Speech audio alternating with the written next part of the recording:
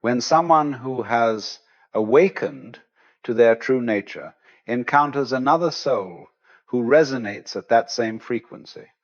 And I want to talk to you today about what might be the most profound of these encounters when an awakened person meets what we might call their soulmate.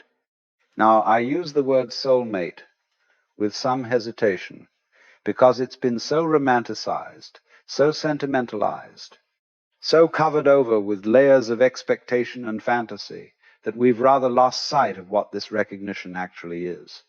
People think of soulmates as some sort of cosmic reward, as if the universe owes them the perfect partner, the person who will complete them and make all their problems disappear. But that's not what I'm talking about at all. What I'm describing is something far more mysterious and, in many ways, far more unsettling than the fairy tale version. Because when an awakened person meets their soulmate, it's not a comfortable experience of finally finding someone who makes everything easy. It's more like looking into a mirror that shows you not just your face, but your entire being reflected back with such clarity that there's nowhere to hide. Let me explain what I mean. When you've awakened, when you've seen through the game of the ego, when you've recognized that this separate self you thought you were is really just a construction, a convenient fiction, you develop a certain way of seeing other people. You can sense when someone is operating from their authentic nature versus when they're performing a role. You can feel when there's presence versus when there's just mental noise. You become, in a sense, sensitized to consciousness itself. Most of the time, when you encounter other people, even good people, kind people, interesting people, there's this feeling of not quite connecting.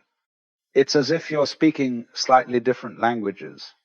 They're invested in their story, their drama, their identity, and you can participate in that to some degree, but there's always this part of you that's watching from a distance, that knows it's all a kind of play. But then, sometimes, rarely, but sometimes you meet someone and it's different. From the very first moment, there's this recognition. Not recognition in the sense of I've met you before, though there may be that feeling too. But recognition in the sense of, you're awake too. You're not dreaming anymore.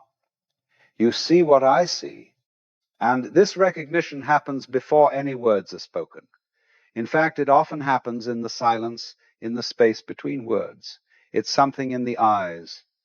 There's a quality of presence, of alertness, of being fully here that you can sense immediately.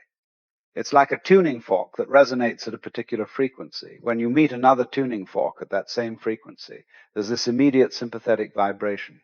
Now, what makes this a soulmate encounter, rather than just two awakened people meeting, is that there's something more. There's an attraction, a pull, but it's not the usual attraction based on physical beauty or personality or shared interests, though those things may be present too. It's a recognition at a much deeper level. It's as if your very being recognizes something essential in the other person's being. Let me try to describe what this feels like, because it's quite unlike anything else. First, there's this sense of coming home. You know how when you've been traveling for a long time, staying in hotels, sleeping in strange beds, and then finally you walk through your own front door and there's this exhale, this release of tension you didn't even know you were carrying. It's like that. Except you're not coming home to a place, you're coming home to yourself, reflected in another person. Second, there's this extraordinary transparency. With most people, even people you love, there's always some degree of guardedness, some part of yourself you keep hidden, some social mask you wear. But with this person, you find that the mask just falls away. You can't maintain it even if you try. And what's remarkable is that this nakedness, this being utterly seen, doesn't feel threatening. It feels like relief. I remember once I was talking with someone about this phenomenon, and she said, it's terrifying and peaceful at the same time. And I thought, yes, exactly. It's terrifying because there's no hiding. This person sees right through you, not in a judgmental way, but in a clear-seeing way. They see your light and your shadow, your wisdom and your foolishness, your strength and your weakness. And yet, in that complete seeing, there's this profound acceptance. Not acceptance in the sense of, I tolerate your faults, but acceptance in the sense of, I see all of you, and I recognize that all of it is part of the dance. Third, there's this quality of timelessness to the encounter. When you're with this person, clock time seems to stop having meaning. Hours can pass that feel like minutes.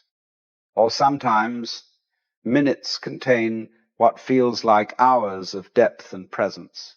You're not thinking about past or future. You're fully absorbed in the present moment.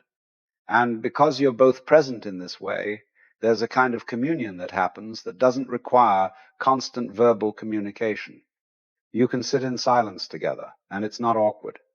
In fact, the silence is full, pregnant with meaning. You can feel the other person's presence as tangibly as if they were speaking. And when you do speak, words have a different quality. They come from a deeper place. They point to things that can't quite be said directly. Now, here's something crucial to understand. This recognition, this meeting of soulmates, is not the beginning of a fairy tale. It's the beginning of something much more demanding and real. Because when two awakened people come together in this way, they serve as mirrors for each other. And mirrors show you everything, including the things you'd rather not see. If you still have areas where you're clinging to ego, where you're identified with your story, where you're playing small or playing safe, this person will reflect that back to you. Not by criticizing you, that's not what I mean, but simply by being who they are, by operating from such clarity and presence, they illuminate the places where you're still caught in illusion. This can be deeply uncomfortable. You might find yourself feeling defensive or reactive in ways you haven't felt in years. Old wounds might resurface. Patterns you thought you'd transcended might reappear. And this is actually one of the great gifts of such a relationship, though it certainly doesn't feel like a gift at the time. You see, it's relatively easy to maintain a spiritual practice, to feel awakened when you're alone or when you're only engaging with people casually. But intimate relationship, real intimate relationship with someone who sees you completely, that's where the rubber meets the road, so to speak. That's where you discover which aspects of your awakening are genuine and which are still conceptual. I've known people who were quite advanced in their spiritual development, who could sit in meditation for hours, who could speak eloquently about non-duality and the nature of consciousness, but who fell apart when they entered into intimate relationship. Because relationship exposes everything. It's like the ultimate spiritual practice. There's nowhere to hide. Now, when an awakened person meets their soulmate, there's this paradox. On one hand, there's this incredible ease and naturalness to the connection. You don't have to pretend or perform or try to be anything other than what you are. The usual games that people play in relationships, the power struggles, the manipulation, the withholding, none of that is present, or at least not for long, because you both see through it immediately. But on the other hand, there's this intensity to the connection that can be overwhelming. It's as if your souls are in constant communication, even when you're not physically together.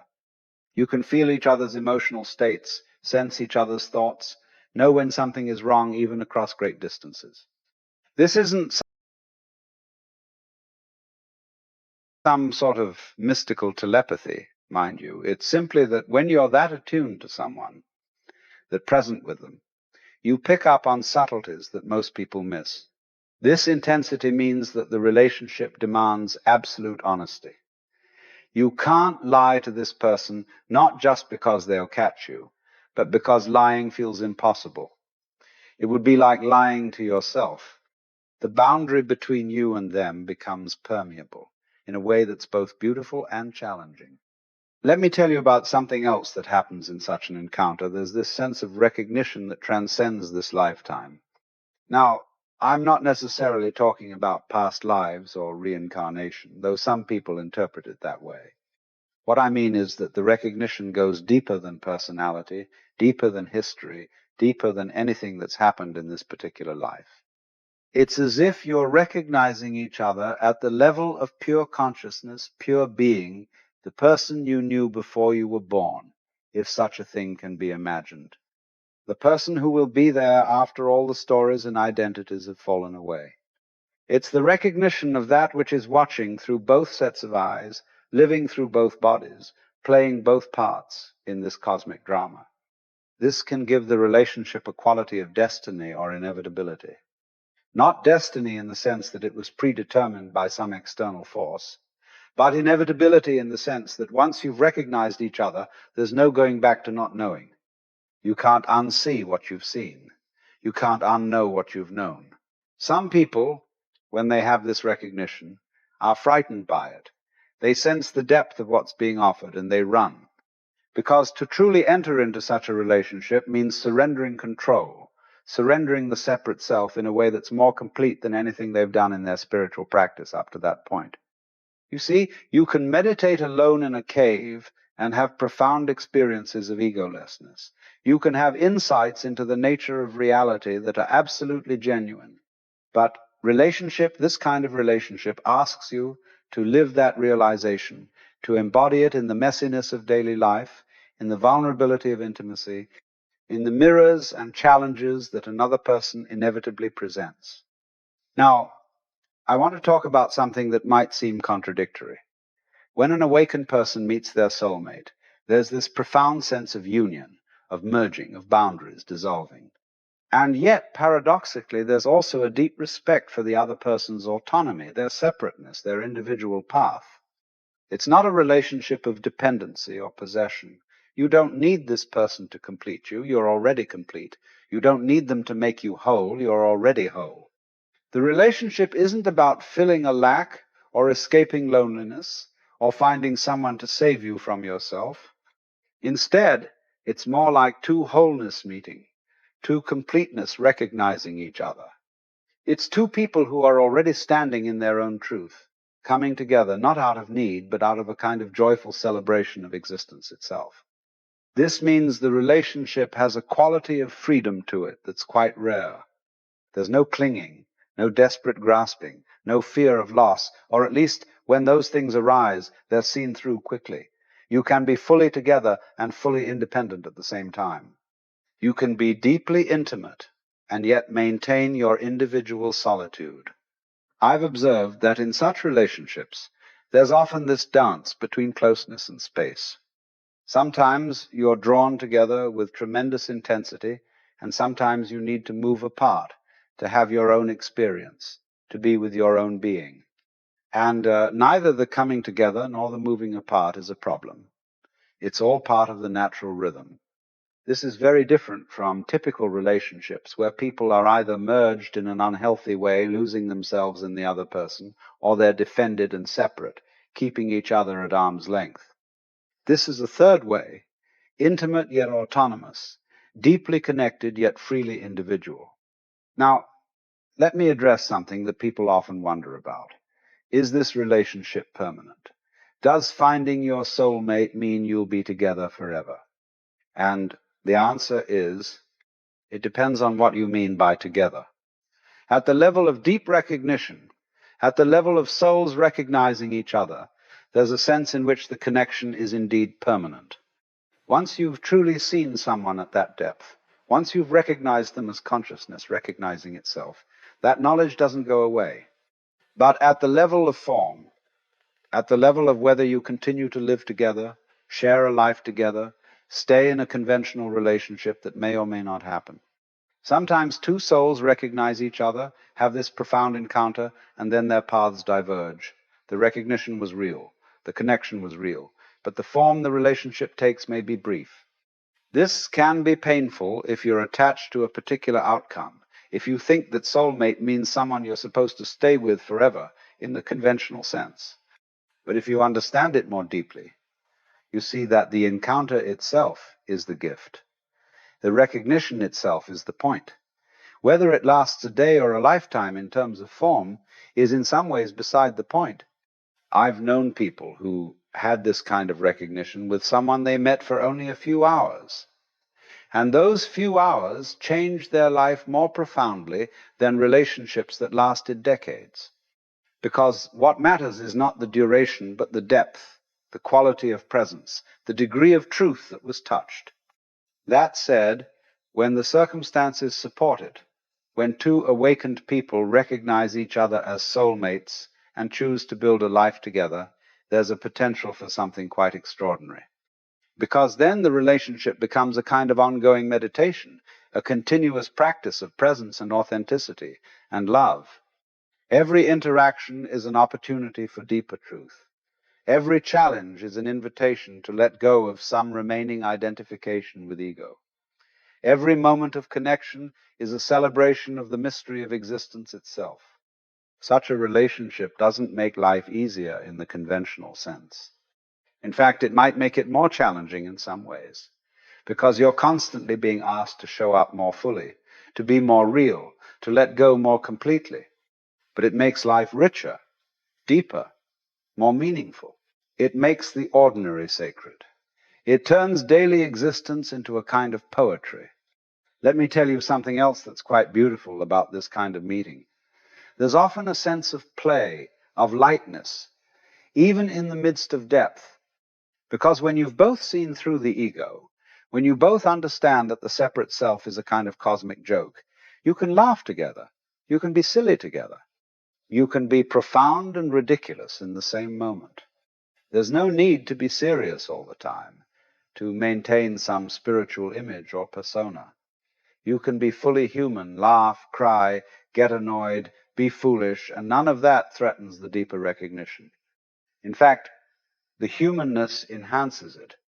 You see that this play of personality, this dance of emotions and thoughts, is all part of the expression of consciousness, all part of the game.